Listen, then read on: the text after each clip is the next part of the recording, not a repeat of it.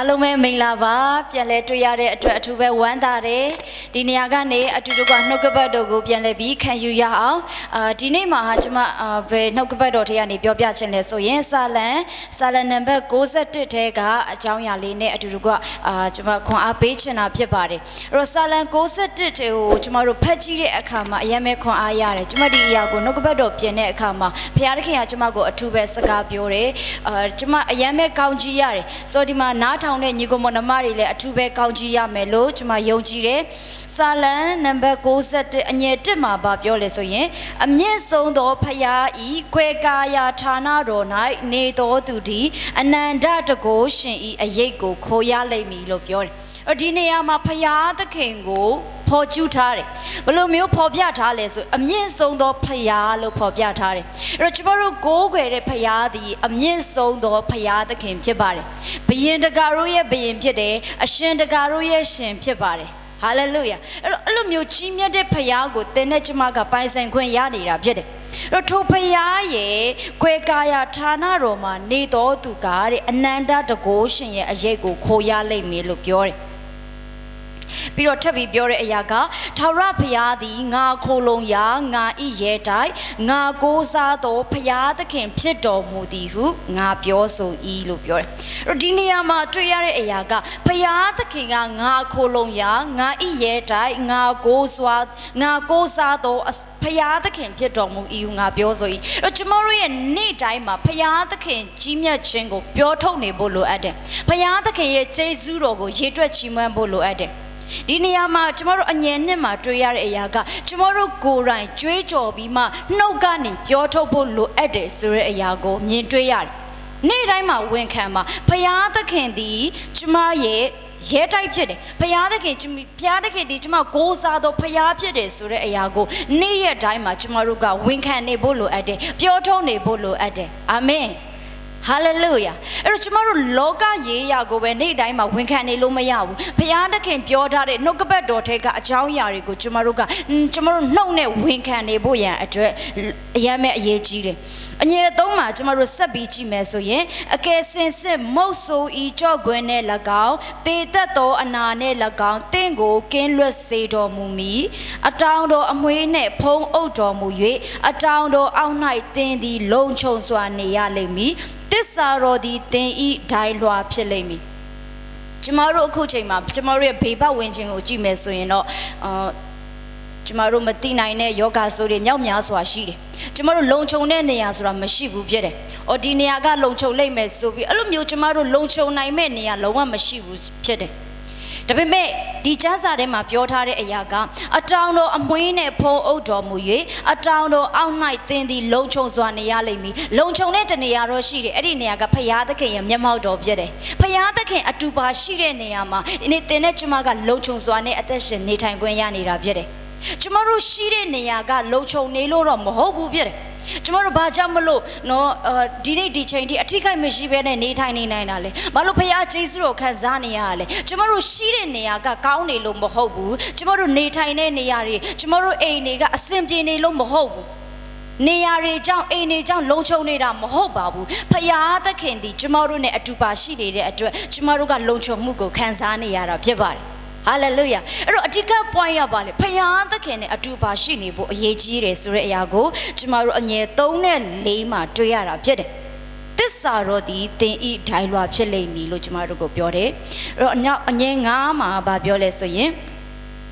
ညအခါဖြစ်တတ်သောဘေးကို၎င်းနေ့အချိန်၌ပြစ်သောမြားကို၎င်းမှောင်မိုက်ထဲ၌လေတက်သောကာလနာကို၎င်းမွန်းတဲ့အချိန်၌ဖြစ်စည်းတတ်သောအုပ်ပတ်ကို၎င်းသင်သည်မကြောက်ရလို့ပြောတယ်ကျမတို့ကဖျားသားသမီးဖြစ်တဲ့အခါမှာဒီနေ့စာရရဲ့လုံရက်ကိုကျမတို့ကြောက်ရွံ့နေဖို့မဟုတ်ဘူးဖြစ်တယ်ဖျားသခင်ဒီလက်ဝါးကားတိုင်းမှာဒီနေ့အောင်မြင်ခြင်းကိုရယူခဲ့ပြီးတော့သူဖြစ်တယ်ဘုရားသခင်ကပြောတယ်ငါဒီလောကကိုအောင်ပြီလို့ပြောတဲ့အတွက်ကြောင့်သင်နဲ့ကျမကဒီနေ့စာရရဲ့နတ်ဆိုးရဲ့လုံရက်တွေကိုအောင်နိုင်သောတူဒီတော်သူတွေဖြစ်ပါတယ်ဟာလေလုယာဒီနေ့နတ်ဆိုးရဲ့လုံရက်တွေကိုတိုက်ဖြတ်နိုင်တော်သူဟာသင်နဲ့ကျမဖြစ်ပါတယ်ဒီနေ့ကျမတို့ကြောက်ရွံ့နေဖို့မလိုဘူးဖြစ်တယ် ညအခါမှာဖြစ်တတ်တဲ့ဘေးနေ့အချိန်မှာဖြစ်တော်များကို၎င်းမောင်မိုက်ထဲမှာလေတတ်တော်ကာလနာကို၎င်းတဲ့ကျမတို့ကဘာဆိုမကြောက်စရာမလိုဘူးဖြစ်တယ်ဘာဖြစ်လို့လဲဖယားသခင်တွေကျမတို့နဲ့အမြဲတမ်းအတူပါရှိနေတာဖြစ်တယ်ဟာလေလုယာနောက်အငယ်ခုနှစ်မှာကျမတို့ဆက်ပြီးကြည့်မယ်ဆိုရင်သင်ဤအနာမှာလူတစ်ထောင်သင်ဤလက်ရဘက်မှာလူတစ်သောင်းလဲတော်လဲသင်ကိုမထိမခိုက်ရလို့ပြောတယ်ကျမတို့ပတ်ဝန်းကျင်မှာချုပ်တော်သူတွေငွေကြေးကြောင့်လဲချနေတာရှိမယ်တချို့တော်သူတွေကျမ်းမာရေးကြောင့်ပြိုလဲနေတာရှိမယ်တချို့တော်သူတွေအမျိုးမျိုးသော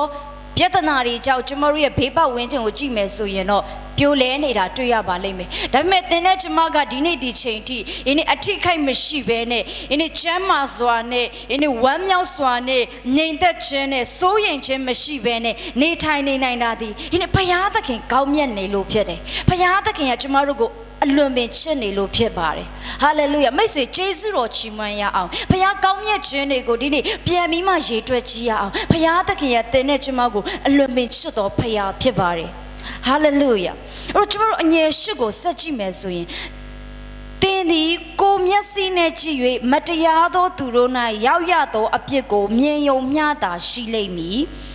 ထာဝရဘုရားသည်ငါခိုလုံရာဖြစ်တော်မူ၏ဟုသင်သည်ဆို၍အမြင့်ဆုံးသောဘုရား၏နေရာကျသောကြောင့်သင်၌မကောင်းသောအနိဋ္ဌယုတ်မကပ်မရောက်သင်နေရာသို့ဘေးဥပတ်မချင်ရသွားလေရာရာ၌သင်ကိုစောင့်စေခြင်းကကောင်းကင်တမန်တို့အားသင်အဖို့မှားထားတော်မူသည်ဖြစ်၍သင်ဤခြေကိုကြောက်နှင့်မထိမခိုက်စေခြင်းကသူတို့သည်သင်ကိုလက်နှင့်မဆာချီပင်ကြလိမ့်မည်ဒီနေရာမှာအကောင်ဒီနေရာကိုကျွန်မဖတ်တဲ့အခါမှာအယမ်းမဲ့ခွန်အားရတယ်ကျွန်တော်တို့လောကမှာနာမည်ကြီးတဲ့သူတွေကဘာလို့လဲဆိုတော့သူတို့ရဲ့ဘေးနားမှာ body cut တွေငှားတယ်သူတို့အပြင်တွေထွက်ပြီးဆိုရင်နော်သူတို့ကိုသဘောကျတဲ့သူတွေလည်းသူတို့ရဲ့ပရိသတ်တွေလည်းရှိသလိုတချို့သောသူတွေသူတို့ကိုတိုက်ခိုက်တဲ့သူတွေရန်ကနေကာကွယ်ဖို့ရန်အတွက်အပြင်ကိုထွက်တဲ့အခါမှာသူတို့က body cut နဲ့သွားကြတယ်အဲ့တော့ body cut တွေကသူတို့ကိုငှားထားတဲ့သခင်အနားမှာသူတို့ကိုငှားထားတဲ့နော်သူအနားမှာ24နာရီလုံးမနေနိုင်ပါဘူးဟုတ်တယ်နော်24နာရီလုံးမနေနိုင်ဘူးမဆောင်ရှောက်နိုင်ဘူးဒါပေမဲ့ဖယားသခင်ကသင်နဲ့ကျမအတွက်ဒီနေ့သင်နဲ့ကျမကိုစောင့်ရှောက်ဖို့ရန်အတွက်ဒီနေ့ဘသူကိုမှားထားလဲဆိုရင်ကျမတို့ဘယ်နေရာမှာတွေ့လာလဲဆိုရင်အငယ်7မှာသွားလေရာရာ၌သင်ကိုစောင့်ရှောက်စေခြင်းကကောင်းကင်တမန်တို့အားသင်အဖို့မှားထားတော်မူသည်ဖြစ်၍တဲ့အဲ့တော့သင်နဲ့ကျမအတွက်ဘုရားသခင်ငှားထားပေးတဲ့သူတွေရှိပါတယ်ဘုရားသခင်ဒီနေ့သင်နဲ့ကျမကိုကောက်ွယ်ဖို့ရန်အတွက်ကျမတို့ရဲ့ဘေးနားမှာဒီနေ့ကောင်းကင်တမန်ကိုအမြဲတမ်းထပ်ထားပေးတယ်ဆိုတဲ့အရာကိုမြင်တွေ့ရတယ်လောကမှာကျမတို့ငှားတဲ့ body cut တွေကကျမတို့ဘေးနားမှာ24နိုင်မနေနိုင်ပါဘူးဒါပေမဲ့ဖယားသခင်ကျမတို့ကိုချစ်တဲ့အတွက်ကြောင့်ကျမတို့ရဲ့ဘေးနားမှာနေကောင်းကင်တမန်ကို24နိုင်နီးပါးကျမတို့ကိုစောင့်ရှောက်ဖို့ရန်အတွက်နေမှားထားတဲ့ဖယားဖြစ်တယ်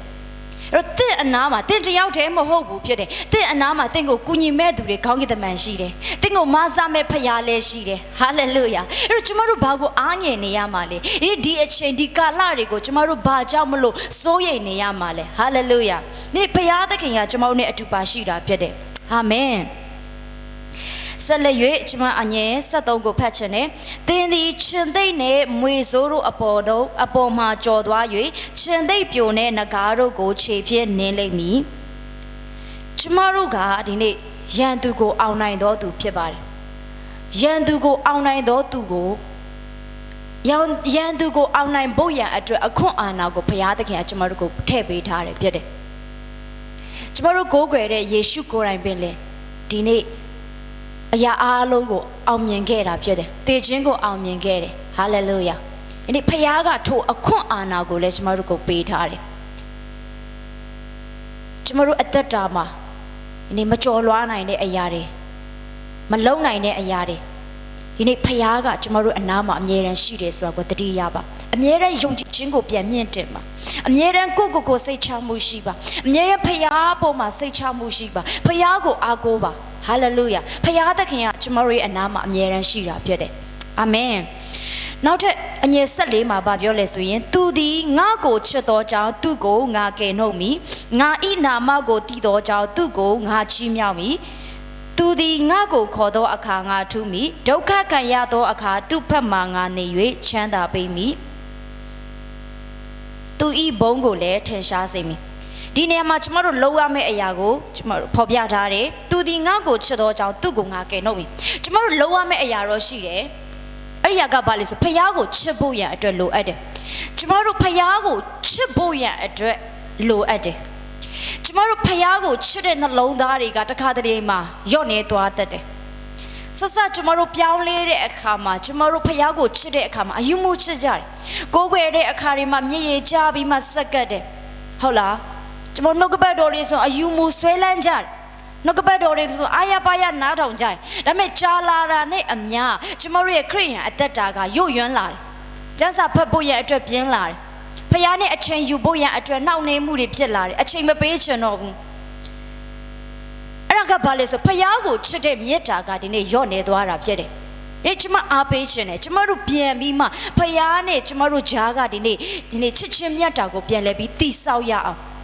ကျမတို့ဖခင်နဲ့ကျမတို့ဂျားကဒီနေ့ဆက်ဆံရေးအေးခဲသွားတဲ့အရာတွေဟုတ်လားကျမတို့နော်ဖခင်နဲ့ဝေးသွားပြီလို့ခံစားရတဲ့ခံစားချက်တွေဒီနေ့ပြန်လဲပြီးမွေးမှန်ရအောင်တိဆောက်ရအောင်ဖခင်ထံကိုပြန်လဲပြီးတိုးဝင်ရအောင်ဟာလေလုယာပြီးတော့နောက်တစ်ခုကဘာလဲဆိုရင်ငါဤနာမကိုတည်တော်ကြောင့်သူ့ကိုငါချီးမြှောက်မည်လို့ပြောတယ်ကျမတို့ဖခင်သခင်ကဘသူလဲဆိုတာကိုသိဖို့လိုအပ်တယ်ဖခင်သခင်ကအရာအားလုံးရဲ့အထက်မှာရှိတယ်ဖခင်သခင်ကအရာအားလုံးရဲ့အဖြေလည်းဖြစ်တယ်ဖခင်သခင်ကတင်းနဲ့ကျမကိုဖန်ဆင်းခဲ့တဲ့ဖခင်လည်းဖြစ်တယ်တင်းနဲ့ကျမကိုဒီနေ့ဒီချိန်ထိကောက်ချီပေးပြီးမှစောင့်ရှောက်ပေးနေတဲ့ဖခင်ဖြစ်တယ်ဆိုတာကိုသိဖို့လိုတယ်သူ့ရဲ့နာမကိုကျမတို့ကသိဖို့လိုအပ်တယ်ထိုကြီးမြတ်တဲ့ဖခင်သခင်ထာဝရဖခင်ကိုကျမတို့ကသိဖို့လိုအပ်တယ်ဟာလေလုယာနောက်တစ်ခုဘာကျမတို့တွေ့ရလဲဆိုရင်သူဒီငါ့ကိုခေါ်တော့အခါငါထူးမီလို့ပြောတယ်အဲ့တော့ကျမတို့ကဖယားသခင်ကိုခေါ်ဖို့ရန်အတွက်လိုအပ်တယ်ကျမတို့ရဲ့ဘဝမှာဒီနေ့တချို့သောသူတွေရဲ့အသက်တာမှာခေါ်ရမယ့်လူမရှိဘူးတချို့သောသူတွေရဲ့အသက်တာမှာအာကိုရမယ့်သူမရှိဘူးတချို့သောသူတွေရဲ့အသက်တာမှာထီးကျန်တယ်တချို့သောသူတွေကတယောက်တည်းဖြတ်တန်းနေရတဲ့သူတွေရှိတယ်ဒါပေမဲ့ဖယားကပြောတယ်သူဒီငါ့ကိုခေါ်တော့အခါငါထူးမီလို့ပြောတယ်ဒီနေ့ကျမတို့ဖယားကိုခေါ်ဖို့လိုအပ်တယ်နံပါတ်1အနေနဲ့ကတော့ဖယားကိုချစ်ဖို့လိုအပ်တယ်နံပါတ်2ချက်အနေနဲ့ကျမတို့ဖယားရဲ့နာမဖယားဘသူလဲဆိုတာကိုသိဖို့ရန်အတွက်လိုအပ်တယ်နောက်ဆုံးတစ်ချက်အနေနဲ့ကပါလေကျမတို့ဖယားကိုခေါ်ဖို့လိုအပ်တယ်ဖယားတခင်ကျွန်တော်ကျမကိုကူညီပါကျွန်တော်ကျမကိုမဆပါလမ်းပြပါတွန်းတင်ပါဝိညာဉ်တော်တွန်းတင်ပါကျမတို့ဖယားကိုခေါ်ဖို့ရန်အတွက်လိုအပ်တယ်အခက်အခဲရောက်မှပဲခေါ်တာမဟုတ်ဘူးအစဉ်ပြေနေတဲ့အချိန်ဖယားကိုမေ့ထားပြီးမှတော့ဆင်းရဲဒုက္ခကြုံတဲ့အခါမှပဲဖယားကိုခေါ်တာမဟုတ်ဘူးအချိန်တိုင်းဖယားကိုခေါ်ရအောင်ကျမတို့ကအချိန်တိုင်းဖယားကိုလိုအပ်နေတဲ့သူတွေဖြစ်တယ်ဟာလေလုယာနောက်ဆုံးအနေနဲ့ဖယားသခင်ကကျမတို့အတွက်ပြင်ဆင်ထားတဲ့လက်ဆောင်ယူတယ်အဲ့ဒီကဘာလဲဆိုရင်ရှေသောအသက်နဲ့သူ့ကိုရောက်ရဲစေ၍ငါဤကယ်တင်ခြင်းယေရှုကိုသူအားပြမည်ကျမတို့ကိုဖယားသခင်ကဒီနေ့အသက်တာရှည်ဖို့ရအတွက်အလိုရှိတယ်ရှေသောအသက်နဲ့သူ့ကိုရောက်ရဲစေ၍ဒါဖယားသခင်ကျမတို့အပေါ်မှာပေးတဲ့လက်ဆောင်ဖြစ်တယ်ကျမတို့ကိုဒီနေ့ဖယားသခင်ကလောကမှာအသက်ရှင်ရှင်နဲ့နေစေချင်ပါတယ်ဟာလေလုယာနောက်တစ်ခုကပါလေငါဤကယ်တင်ခြင်းယေရှုကိုသူအားပြမည်ဖယားသခင်ကကျမတို့အပေါ်မှာယေရှုပြုခြင်းတော်သူဖြစ်တယ်အာမင်လူတွေကကျမတို့ကိုယေရှုမပြုရင်တောင်မှဖယားသခင်ကကျမတို့အပေါ်မှာယေရှုပြုခြင်းတော်သူဖြစ်တယ်ကျမတို့ကိုဖယားသခင်အယံချစ်တယ်ဆိုရရကိုဒီကျမ်းစာဖတ်ခြင်းအပြင်ကျမတို့သိနိုင်တယ်အဲ့တော့ညီကောင်မတွေကျမအားပေးခြင်းနဲ့ဒီနေ့အိမ်မှာလေးပြန်ဖတ်ပါစာလံ61ကိုပြန်ဖတ်ပါမိမိကိုယ်ပြန်ပြီးဆင်ခြင်ပါနှုတ်ကပတ်တော်ကိုပြန်ဆင်ခြင်ပါဖတ်ပါလို့အားပေးခြင်းနဲ့တော့ဒီနှုတ်ကပတ်တော်အပြင်ကျမခွန်အားပေးခြင်းနဲ့အရောက်ချင်းစီတိုင်းဘုရားသခင်ထံမှာတိုးဝင်တဲ့သူတွေဖြစ်ပါစေလို့ကျမအထူးပဲဆုတောင်းပေးပါတယ်အရောက်ချင်းစီတိုင်းဘုရားအထူးကောင်းချီးပေးပါစေ